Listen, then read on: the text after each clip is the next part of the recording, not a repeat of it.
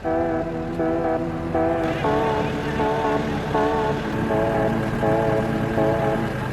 sholat tarawih, para jamaah Masjid Al-Hashmi di Darussalam, Banda Aceh tidak bergegas pulang. Mereka menyempatkan diri mendonorkan darah di mobil unit donor darah milik Palang Merah Indonesia di komplek masjid tersebut. Donor darah yang dilakukan warga ini merupakan salah satu bentuk ibadah di bulan Ramadan dengan cara membantu orang lain yang membutuhkan darah.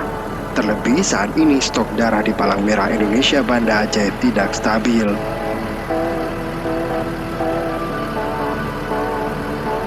Kegiatan donor darah yang difasilitasi PMI Kota Banda Aceh ini untuk memenuhi stok darah di rumah sakit yang ada di Banda Aceh dan Aceh Besar. Selama pandemi COVID-19, stok darah di Palang Merah Indonesia Banda Aceh tidak stabil, bahkan sering mengalami kekosongan. Dengan adanya pendonor darah dari jamaah masjid sangat membantu untuk mengatasi ketersediaan stok darah. Dalam satu malam, petugas bisa mengumpulkan sebanyak 40 kantong darah dari para jamaah masjid dan warga sekitar.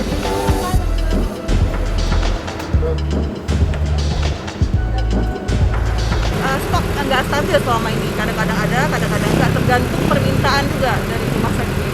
Kalau selama bulan Ramadan sangat membantu pada malam hari, karena kalau misalnya di bulan Ramadan pagi sama sore itu kan jarang yang mau donor dan tidak dianjurkan, karena bisa-bisa kalau misalnya ada keluhan selama donor kan harus berbuka, kasihan. Itu alasannya. Sebenarnya bisa kalau misalnya kita donor pagi setelah sahur itu boleh donor, masih boleh diperbolehkan, cuman ya itu pertimbangannya itu untuk pendonornya sendiri. Bagi sebagian warga, mendonor darah sudah tidak asing lagi. Seperti halnya Safwan Muhajir. Setiap bulan Ramadan, dirinya selalu menyempatkan diri untuk mendonorkan darah. Pertama, misi kemanusiaan. Yang kita lihat banyak sekarang orang membutuhkan donor darah, membutuhkan darah. Terutama di Aceh ini sering terjadi kecelakaan.